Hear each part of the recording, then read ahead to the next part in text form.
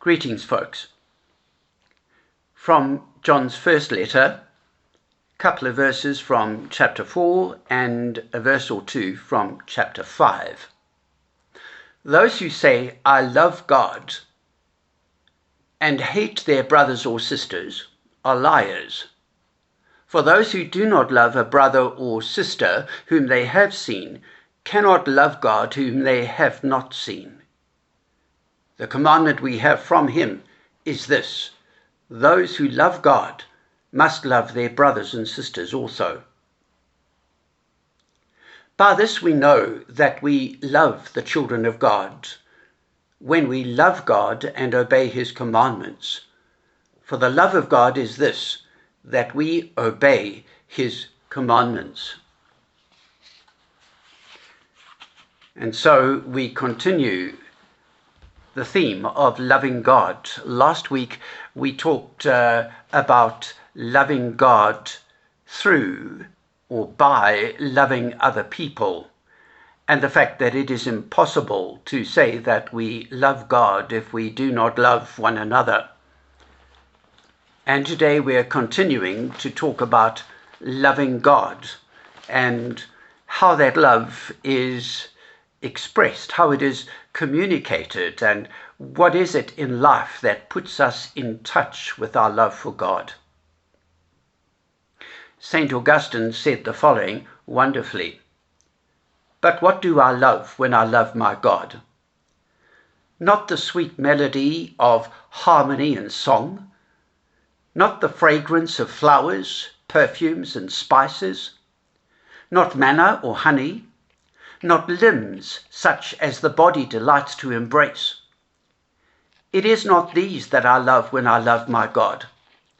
And yet, when I love him, it is true that I love a light of a certain kind, a voice, a perfume, a food, an embrace.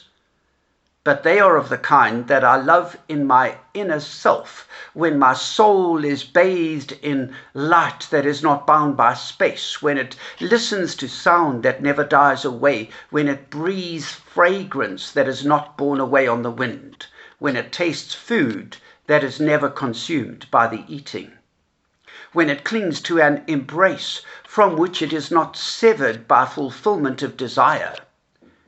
This is what I love when I love my God." And it seems that for St. Augustine, his love for God can only be expressed in ways that engage his senses. But his love for God is not the fleeting enjoyment of any sensual pleasure. His love for God is much deeper and more enduring.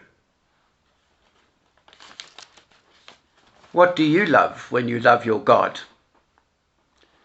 What sort of associations are there for you with respect to love for God? Who is this God that we say we love, and how do we know that we love God? What are the emotions associated with love for God? And what are the perhaps tangible things that speak of your love, or speak of God's love, or that you really appreciate? We can love people, but even that is quite difficult because they never fulfill our expectations perfectly. And the love that we have for people is often tinged with a selfish expectation of being loved in return. We can love creation too, and our feelings about creation can be strongly associated with our love for God. But that's not enough. There must be more than that. There are umpteen songs and traditional hymns that speak of love for God. But if we strip away the lively worship and the stirring sounds of a cathedral organ, for instance, then what is there left for us that testifies to real love for God, when there's nothing stirring us emotionally, then what is there that speaks of love for God? What do you think of when you think of God? What do you associate with God? What is it about God that you love, that draws you to God and makes your soul sing? Mountains and forests and wildflowers and a fresh breeze, a sense of freedom, lightness and spontaneity and movement and dance. Stories of grit and grace, perseverance and endurance, sudden unexpected kindness, a bright friendly smile on the face of a stranger, the smell of jasmine in the air, situations of hopelessness transformed by love, suffering borne with great courage, people filled with passion for a noble cause, great works of art that inspire and stir the spirit, unrestrained, hearty laughter suggesting great spontaneous enjoyment of life.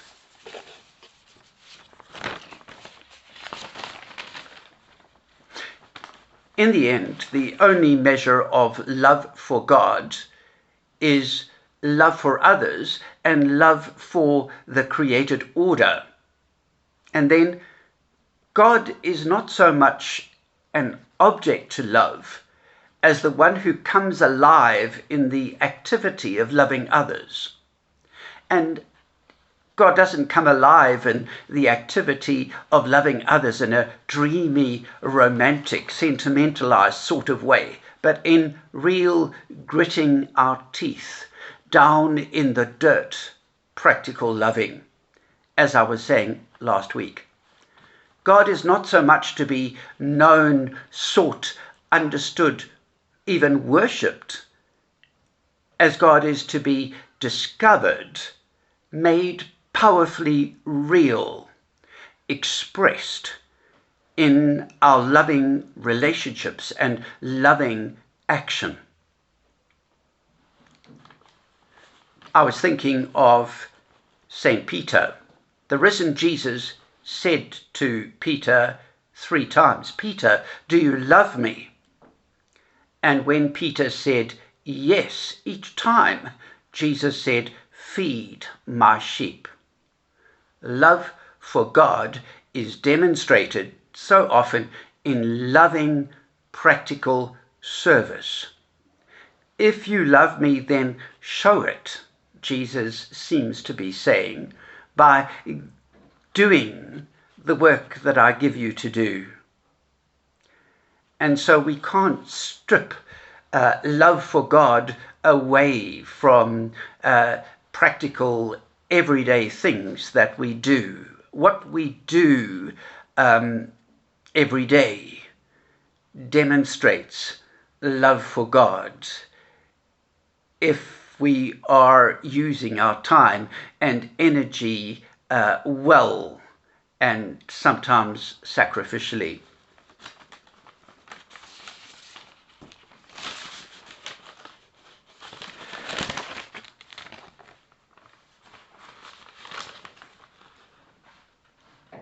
Our love for God is expressed in loving other people.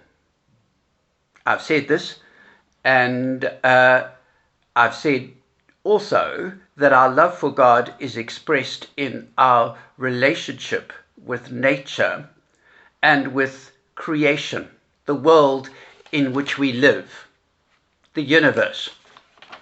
And we should pray that we will never lose our readiness to be overawed by the beauty around us.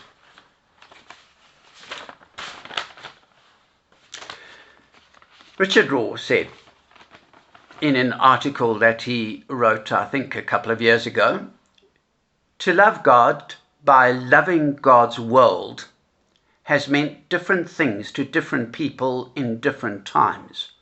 For us, it is epitomized by climate change, the central crisis of the 21st century.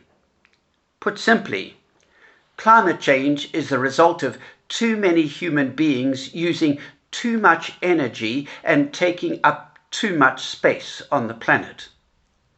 Through excessive energy use and its accompanying greenhouse gas emissions, we are changing the planet's climate in ways that will make it uninhabitable for ourselves and many other species.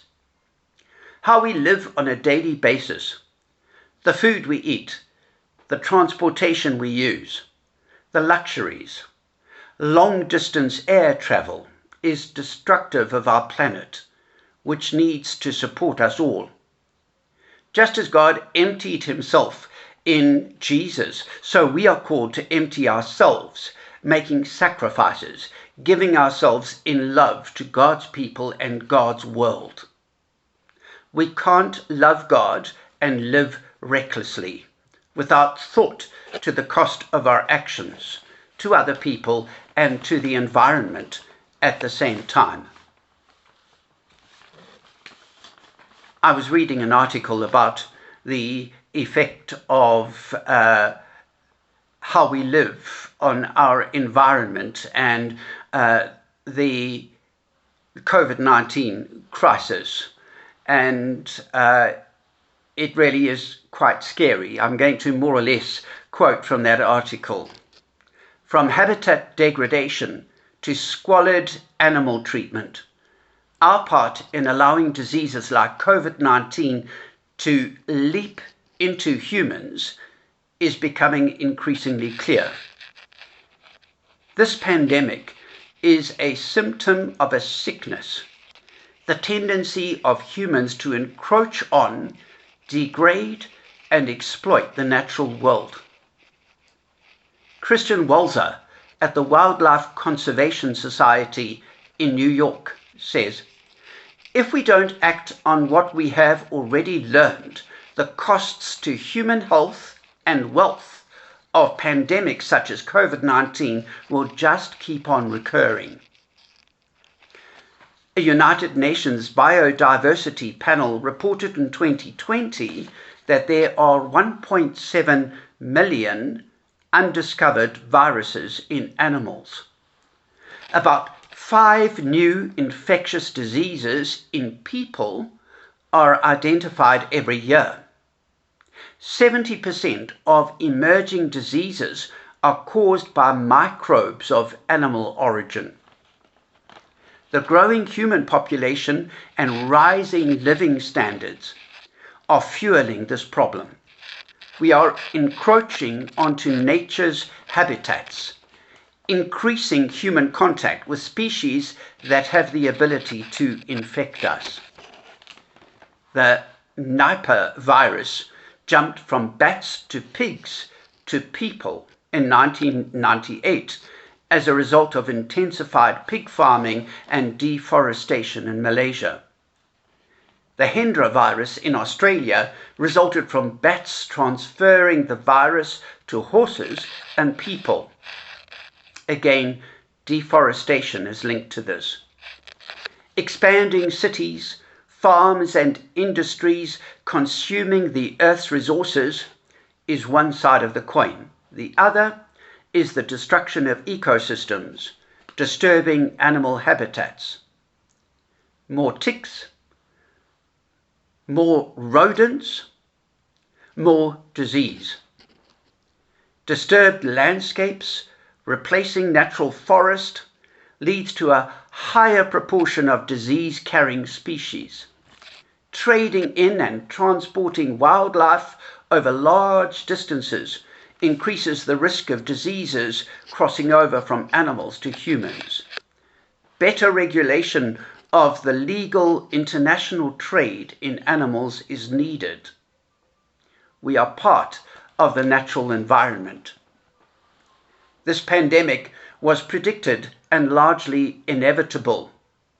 It will happen again if decisive actions aren't taken to protect nature. And so, in loving God,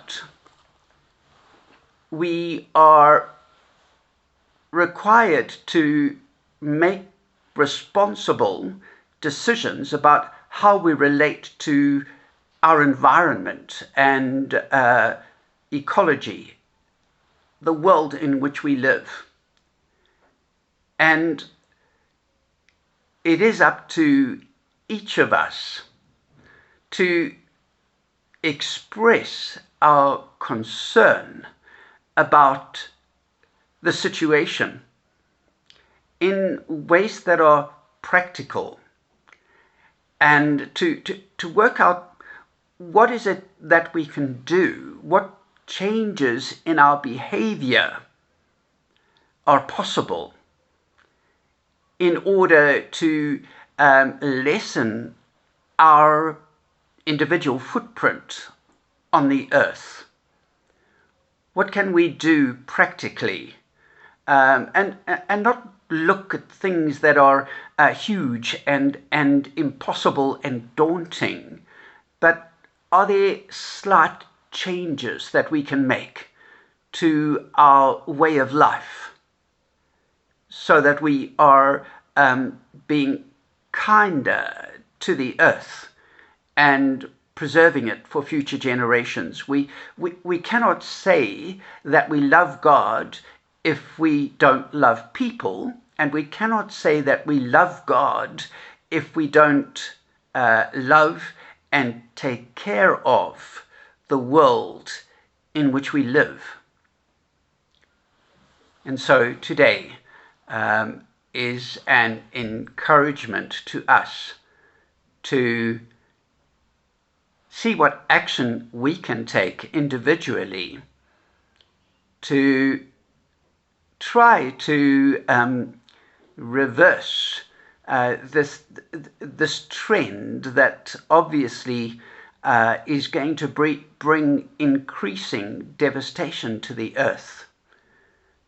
And if you and I do something small, it's not going to make a huge difference and change the whole outcome, but it will change something, and it will demonstrate that our love for God and love for people and love for creation, love for the world God has made, is sincere, and that we want to be able to continue, people to be able to continue to appreciate this incredible, magnificent creation and to live in harmony with nature for the foreseeable future. Amen.